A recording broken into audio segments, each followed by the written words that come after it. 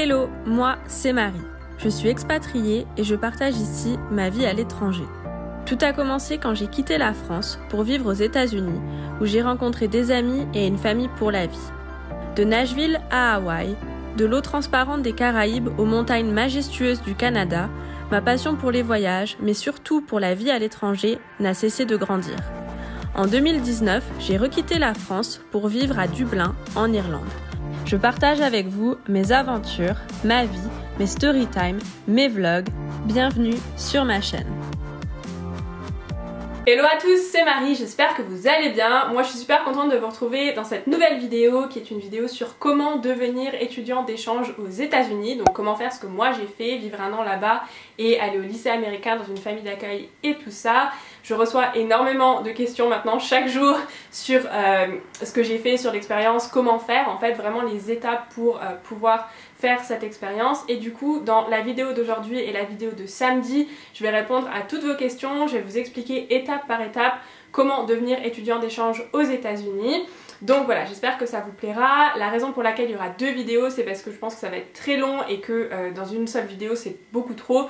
Donc du coup il y aura deux parties, cette vidéo étant la partie 1 et la vidéo de samedi étant la partie 2. Donc avant qu'on commence, juste deux petites choses. La première c'est de ne pas oublier de vous abonner à ma chaîne juste en dessous, justement pour pas rater ce genre de vidéo qui peut vous être utile. Et la deuxième chose c'est qu'aujourd'hui je porte un débardeur de chez Organic Basics qui est une marque éthique. Je vous mettrai le lien vers le site internet qui explique tout en fait ce qu'ils font pour créer une marque de vêtements éthique qui respecte l'environnement, qui respecte aussi la peau avec les matériaux qu'ils utilisent, etc.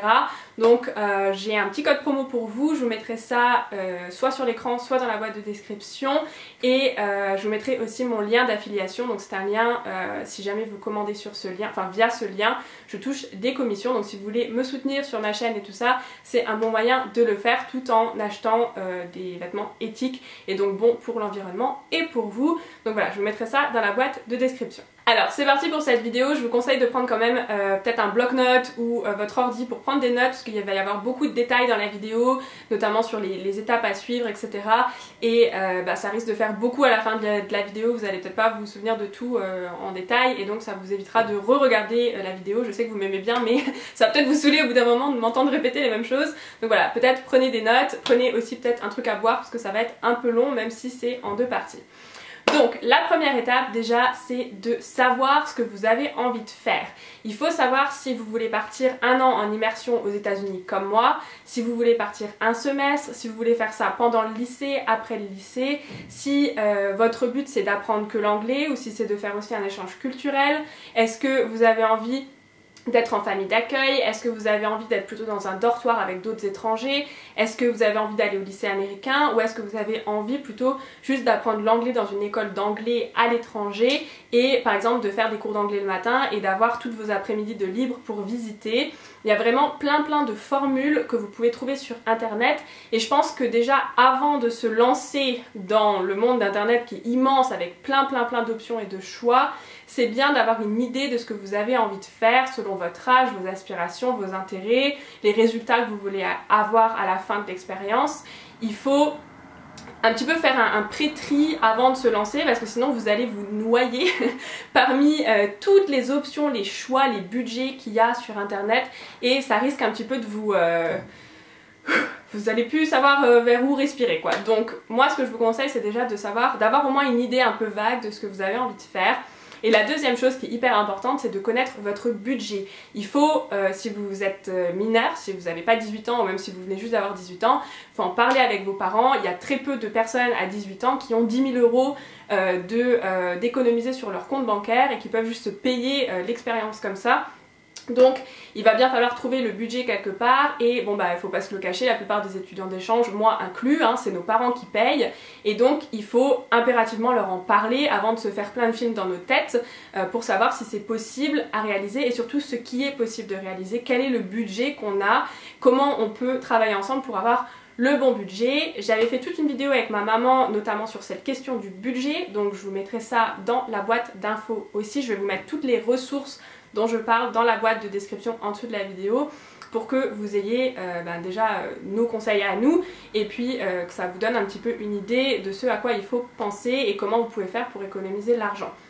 Donc voilà, la première étape c'est avoir une bonne idée de l'expérience que vous voulez faire et de votre budget. Ensuite, si c'est vos parents qui vous aident à payer ou qui payent intégralement cette expérience quelle qu'elle soit, il va falloir les convaincre de vous laisser partir. Vous êtes beaucoup à m'écrire que vos parents sont pas chauds pour vous laisser partir, qu'ils sont pas sûrs vraiment de ce que l'expérience peut vous apporter, comment faire, etc. C'est normal, je veux dire, c'est pas quelque chose qu'on sait comme ça, il faut se renseigner, on sait pas par où commencer, etc. Donc moi je vous ai écrit un article de blog sur comment convaincre vos parents. C'est un article de blog que je vous mettrai également dans la boîte de description parce que sinon je vais pas vous le lire, ça sert à rien, il est écrit, il est prêt. Mais surtout c'est un article que vous pouvez montrer à vos parents parce que c'est pas des conseils mais c'est des indications aussi, des informations aussi pour eux, pour un petit peu savoir où ils vont nager s'ils vous laissent partir. Donc je vous conseille de le lire et si vous vous sentez confortable avec ça, de le montrer à vos parents. Ensuite, une fois qu'on a trouvé ce qu'on voulait faire, ou en tout cas à peu près, qu'on sait à peu près quel est notre budget et que les parents sont d'accord, il faut trouver un organisme. Vous êtes quelques-uns à me demander si c'est possible de partir aux États-Unis comme moi j'ai fait sans organisme. La réponse courte c'est non. C'est très compliqué de le faire soi-même. C'est pas pour rien qu'il y a des organismes qui le font. C'est parce que entre les visas, les autorisations, les assurances, qu'elles soient médicales ou autres, c'est des choses qui, quand t'es pas américain, ça risque d'être très compliqué, à moins d'être expatrié vraiment en tant qu'adulte là-bas. Si en plus t'es mineur, c'est compliqué. Donc moi je vous conseille vraiment de passer par un organisme. Sinon ça va être vraiment très galère, voire impossible. Donc la question qu'on me pose le plus souvent c'est avec quel organisme je suis partie. La réponse c'est WEP, je suis une WEPienne et fière de l'être. La deuxième question qui arrive souvent après c'est est-ce que je recommande cet organisme. La réponse c'est oui. Je ferai peut-être une vidéo plus en détail sur les pour et les contre, mais du coup surtout pour les pour cet organisme là. Mais en gros oui, moi j'ai beaucoup aimé WEP, ils se sont très bien occupés de moi, j'ai rien de négatif à dire sur eux. Donc pour trouver un organisme, comment on fait? On prend son ordi et on cherche des mots-clés. Les mots-clés ça va être étudiant d'échange États-Unis organisme, partir 1 an aux États-Unis organisme, échange linguistique organisme, échange culturel organisme. Voilà, tout ce genre de mots-clés ça va vous aider à trouver tous les organismes qui existent parce qu'il n'y a pas que WEP, il y en a d'autres qui sont très bien aussi. Moi je peux pas en parler parce que du coup je suis pas partie avec eux, mais voilà, tous les étudiants d'échange ne parlent pas avec WEP et pratiquement tous les étudiants d'échange ont une bonne expérience, en tout cas de ce que j'ai entendu. Donc voilà, cherchez l'organisme qui vous correspond. Comme je vous l'ai dit, il va y avoir plein de formules qu'ils proposent. Donc il y en a, c'est par exemple comme je disais des étés par exemple dans une école d'anglais. Donc vous partez peut-être juillet-août en école d'anglais le matin et l'après-midi vous visitez la ville. Ça c'est si vous voulez faire ça, mais si vous voulez faire ce que moi j'ai fait, en général il y a deux options. Quand on part en immersion totale comme moi j'ai fait, vous pouvez en général partir soit un semestre, soit une année. Alors moi j'ai fait une année parce que bon c'est surtout une année scolaire. Ça vous permet de faire déjà tous les événements, de rester plus longtemps sur place, donc d'avoir bien le temps de parler couramment anglais. Et puis ça vous permet vraiment de participer à tous les événements qu'ils ont. En fait, vous vivez vraiment comme une tranche de vie avec eux.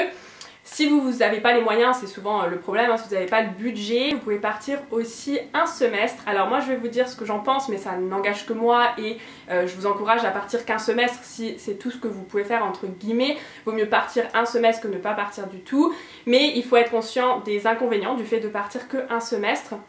Le premier c'est que déjà on commence vraiment entre guillemets à être à l'aise avec la langue. Après 2, 3, voire 4 mois, ça dépend des gens, tout le monde n'est pas au même rythme, et puis ça dépend de l'intégration et tout ça aussi.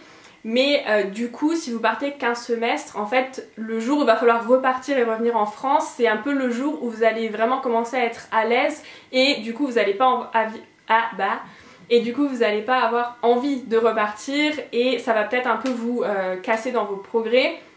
Donc ça, c'est le premier inconvénient entre guillemets au niveau de la langue. Le deuxième inconvénient qui, pour ma part, vraiment ne me convenait pas du tout, mais après ça dépend, on n'a pas tous les mêmes intérêts, c'est que si vous partez qu'un semestre, vous allez rater plein d'événements qui font typiquement l'expérience au lycée américain, le rêve américain entre guillemets.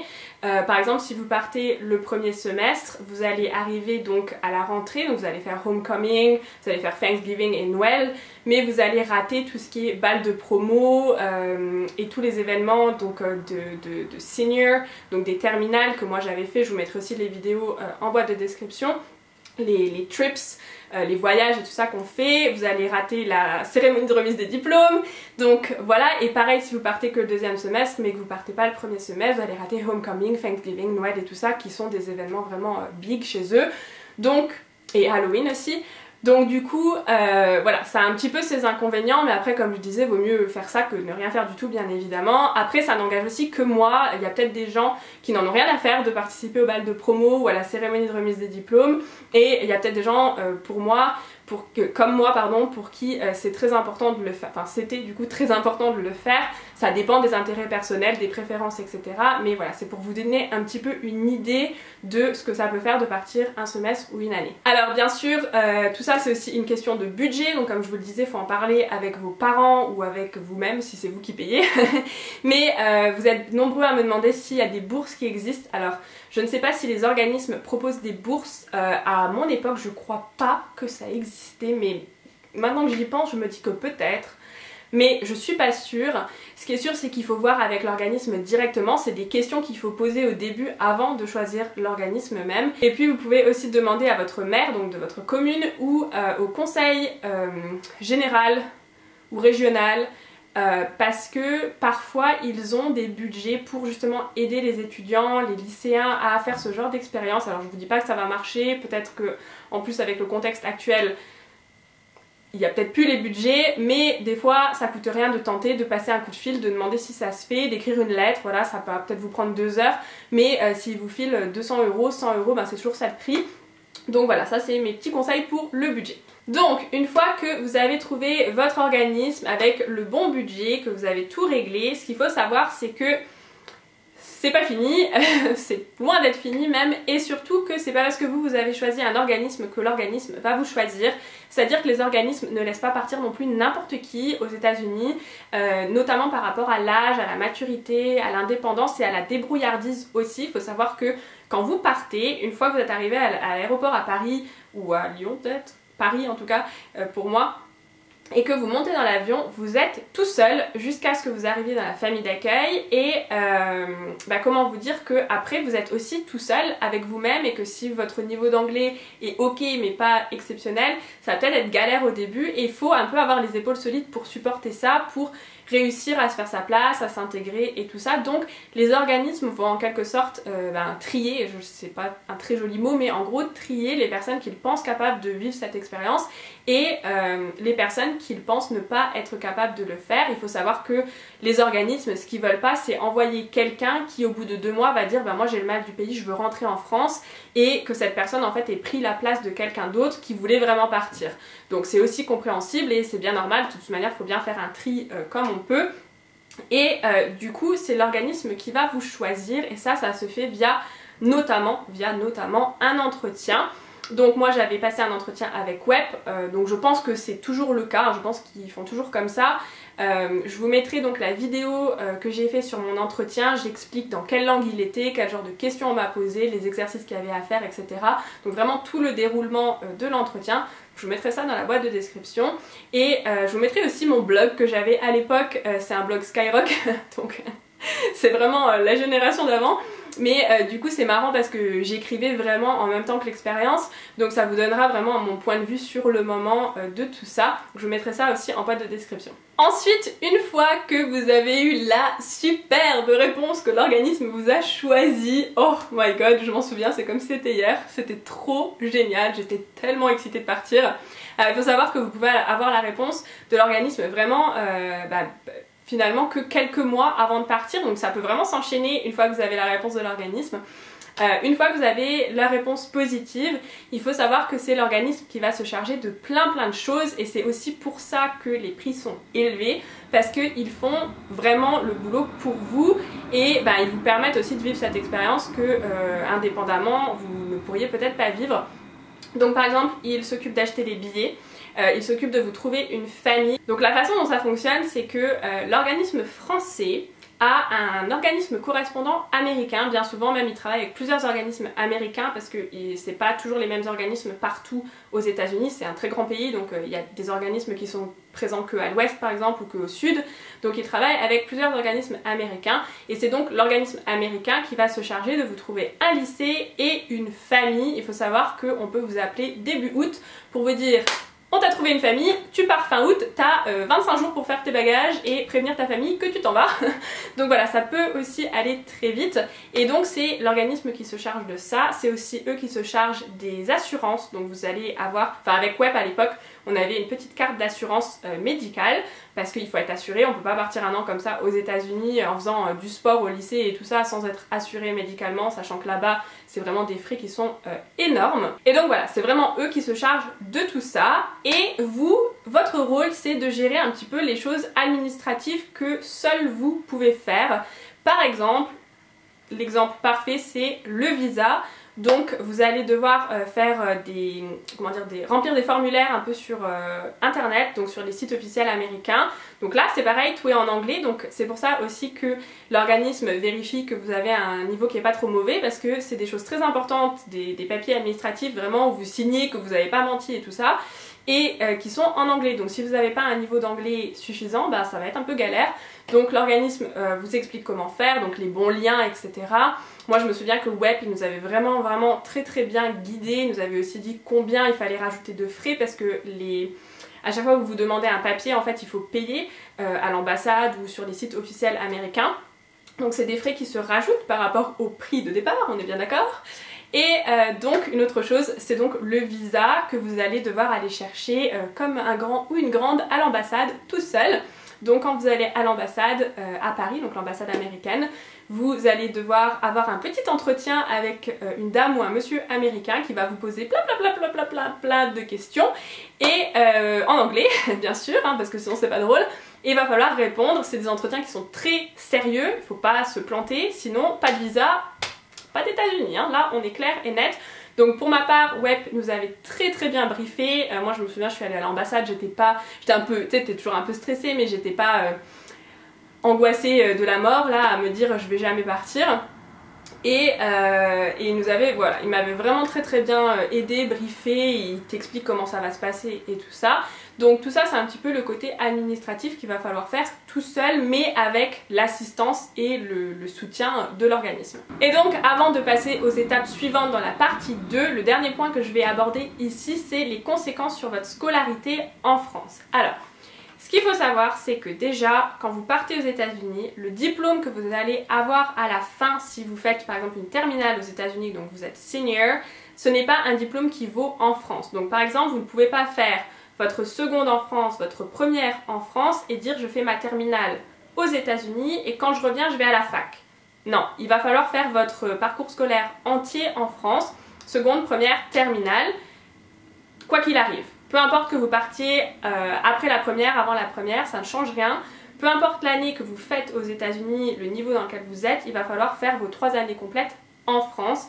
Et pareil pour la fac. Enfin en tout cas la fac, vous irez à la fac après.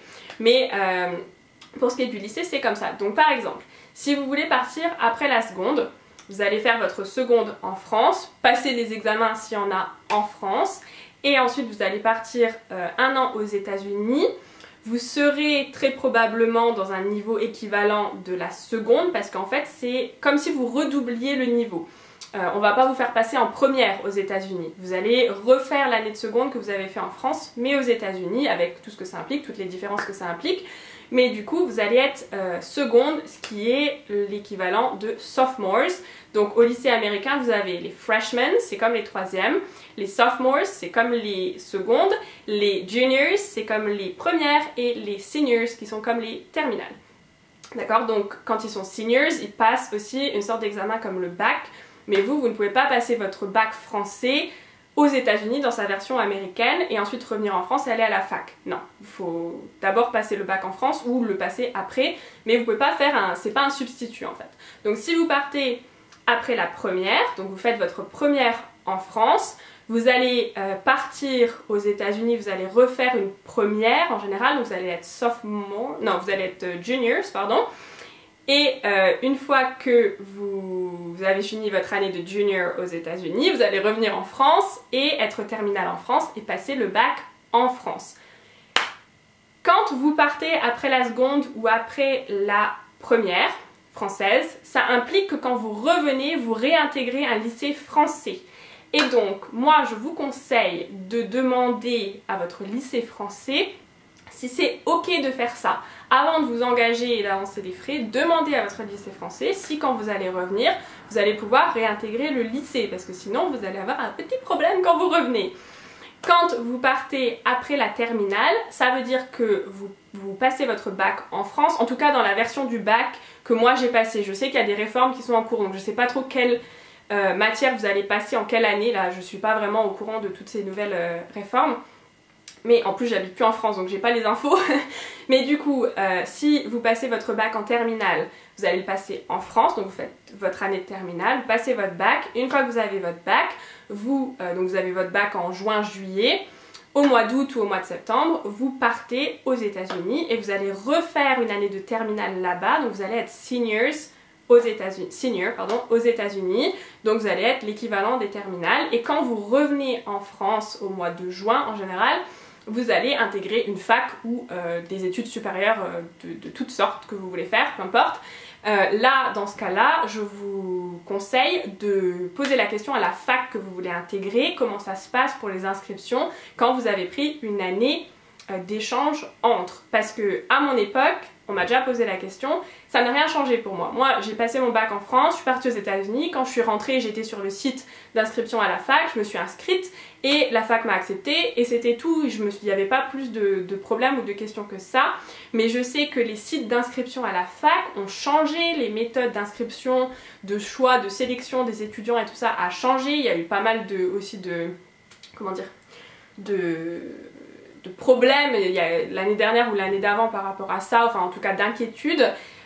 Moi ça je l'ai pas vécu, je connais pas les nouveaux systèmes, donc je peux pas vous dire si vraiment ça va faire comme moi ça m'a fait, c'est-à-dire qu'il n'y avait pas de problème. Donc je vous conseille de demander aux bonnes personnes, c'est-à-dire à votre lycée et à la fac, si quand vous allez revenir ça ne va pas poser un problème pour vous inscrire. Parce que si vous partez un an aux États-Unis avec en tête que vous allez réintégrer une fac, enfin intégrer une fac en rentrant et que la fac vous dit bah non, vous avez pris une année sabbatique, on vous prend pas ou vous êtes plus prioritaire, ça va poser des questions sérieuses. Donc moi je vous conseille de poser toutes ces questions-là à l'avance. C'est pour ça aussi que je vous dis souvent que c'est pas quelque chose qui se prépare à la dernière minute, notamment à cause du budget, mais aussi pour ça, c'est des questions qu'il faut poser aux instances administratives de la France, qui sont pas toujours les plus rapides, et donc quand vous posez une question au téléphone et qu'on va vous dire bah je ne sais pas, faut que je demande, ça va peut-être prendre 2 mois avant que vous ayez une réponse. Donc je vous conseille de faire ça à l'avance. Et donc une fois que tout ça c'est réglé, que vous êtes sûr que vous pouvez partir, et bien les amis, vous pouvez faire vos valises, vous pouvez partir à l'aéroport, monter dans l'avion, arriver aux États-Unis, et on se retrouve dans la partie 2 pour la suite de cette vidéo. J'espère du coup que cette partie 1 a répondu à beaucoup déjà de vos questions. J'ai essayé vraiment de m'inspirer des questions qu'on m'envoie le plus souvent, de faire les choses dans l'ordre, de ne pas oublier de détails. Donc voilà, j'espère que la vidéo vous a plu, vous aura aidé. Si vous êtes parents, j'espère que ça vous aura encouragé à envoyer vos enfants dans ce genre d'expérience parce que c'est vraiment génial, ça forme la jeunesse comme on dit et c'est des souvenirs vraiment qu'on n'oublie jamais, c'est une famille qu'on se fait pour la vie, des amis pour la vie. Donc voilà, j'espère que cette vidéo vous aura plu, aura répondu à vos questions. Je vous mettrai la partie 2 dans la boîte de description avec toutes les autres ressources que je vous ai citées dans la vidéo. Je vous encourage aussi à me suivre sur Instagram parce que je réponds souvent à des questions en rapport avec les échanges aux États-Unis. J'ai même une story à la une avec toutes les questions et les réponses qu'on a fait jusqu'à maintenant. Donc voilà, n'hésitez pas à me suivre sur Instagram. Moi je vous fais plein de gros bisous et je vous dis à presque tout de suite dans la partie 2 de la vidéo. Bye bye!